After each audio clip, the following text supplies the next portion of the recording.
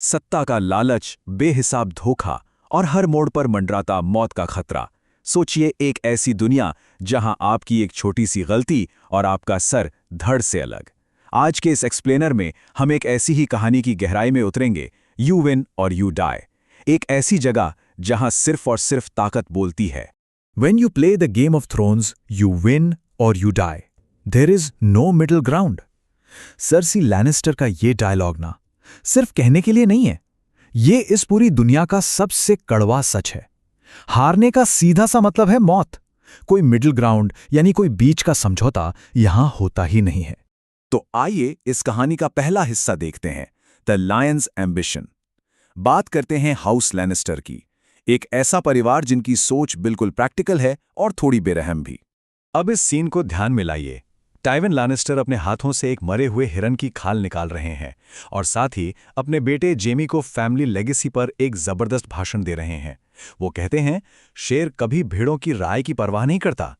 इस एक लाइन से साफ हो जाता है कि टाइवन के लिए इंसानी जज्बात सिर्फ एक कमजोरी हैं। उनके लिए बस एक ही चीज मायने रखती है, परिवार का नाम और उसकी ताकत। राजधानी के इस पॉलिटिक्स से थोड़ा दूर चलते हैं, वार्निंग्स फ्रॉम द नॉर्थ की तरफ, विंटरफेल और उस विशाल वॉल की तरफ, जहां ठंड के साथ साथ एक बिल्कुल अलग ही डर पनप रहा है। यहां हमें दो बिल्कुल अलग नजरिए आमने सामने दिखते हैं। एक तरफ है बंदी बनाई गई वाइल्डलिंग ओशा, वो बिल्कुल डेस्परेट होकर चेतावनी दे रही है कि जो चीजें दिन में सोती हैं और रात में शिकार करती हैं वो अब जाग चुकी हैं। और दूसरी तरफ है हमारे माइस्टर लुइन, उनका स्कॉलरली अहंकार उन्हें ये मानने ही नहीं देता। वो सोचते हैं कि ऐसी डरावनी चीजें हजारों साल पहले खत्म हो चुकी हैं। ये टकराव साफ इशारा है कि आगे क्या भयानक होने वाला है। और उधर वॉल पर टेंशन अलग लेवल पर बढ़ रही है।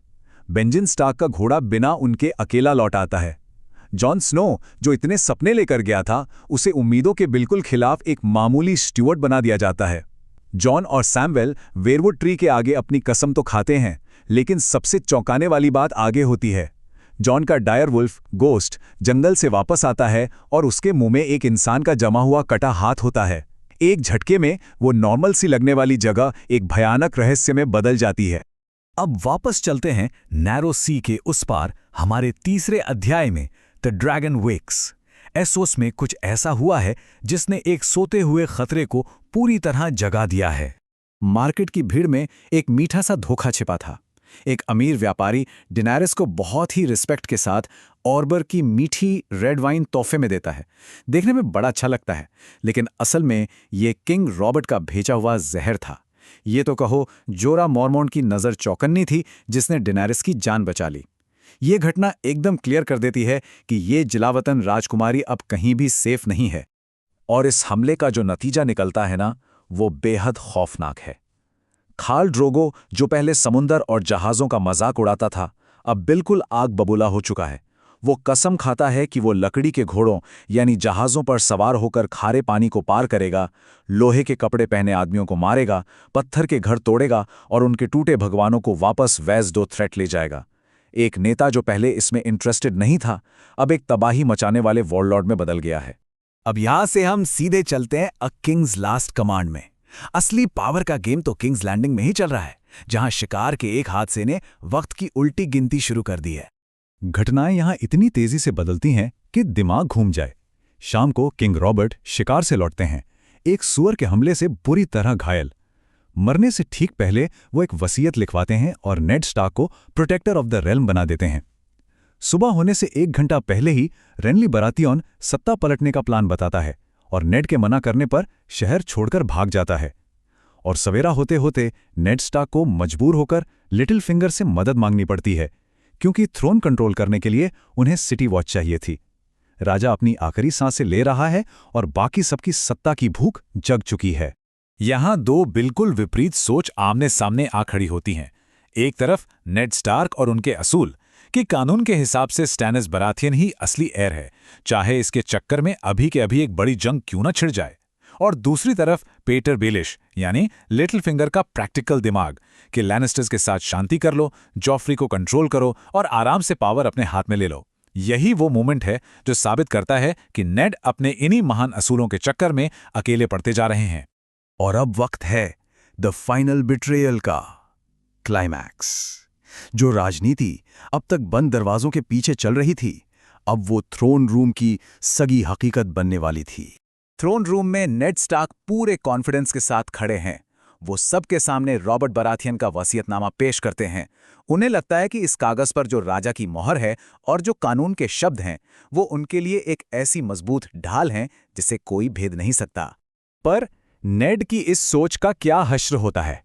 सर्सी लैनिस्टर उस वसीयत को अपने हाथ में लेती है, पढ़ती है और सबके सामने फाड़ कर टुकड़े टुकड़े कर देती है। वो पूछती है, क्या ये आपकी ढाल है लॉर्ड स्टार्क, एक कागज का टुकड़ा? इस एक छोटे से झटके में कानून, उसूल और सम्मान का सारा भ्रम चूर चूर हो जाता है। अब वहां कानून की नहीं, सिर्फ नंगी ताकत की बात होगी। टेंशन अब बिल्कुल अपने पीक पर है। सोच कर देखिए, जब रानी किसी एक को राजा बताती है और हैंड ऑफ द किंग किसी और को, तो ये गोल्ड क्लोक्स, ये सिटी वॉच वाले आखिर किसकी रक्षा करेंगे? नेड स्टार्क पूरे हक से आदेश देते हैं कि क्वीन को गिरफ्तार कर लो। उन्होंने अपना सब कुछ इस एक विश्वास पर लगा दिया था कि इनकी वफादारी खरीद ली गई है। लेकिन वफादारी आखिर किसके पास थी? उसके पास जो उन्हें सच में पैसे देता है। जिन गोल्ड क्लोक्स पर नेड को इतना ज्यादा भरोसा था, उन्होंने पलटकर नेड के ही आदमियों पर अपनी तलवारें चला दी। थ्रोन रूम में देखते ही देखते एक भयानक कत्लेआम होता है और नेड की आखिरी उम्मीद भी मिट्टी में मिल जाती है। इस खून और अफरा तफरी के ठीक बीच लिटिल फिंगर दबे पांव नेड स्टार्क के पीछे आते हैं, उनकी गर्दन पर चाकू रखते हैं और पूरे एपिसोड की सबसे कड़वी लाइन बोलते हैं, मैंने चेतावनी दी थी कि मुझ पर विश्वास मत करना। एक झटके में नेड की बेवकूफ़ी और बैलिश का सच सबके सामने आ जाता है। इज्जत और कानून के उन्हीं किताबी नियमों ने आखिरकार नेड स्टार्क के गले पर चाकू रखवा ही दिया। अब जब ये साम्राज्य पूरी तरह टुकड़ों में बंट रहा है और उधर उत्तर की बर्फ में पुराने भयानक खतरे जाग चुके हैं, तो सवाल ये है कि आने वाले इस खूनी युद्ध में आखिर कौन बचेगा? क्या इस गेम में असूल जीतेंगे या सिर्फ ताकत से भरी मौत?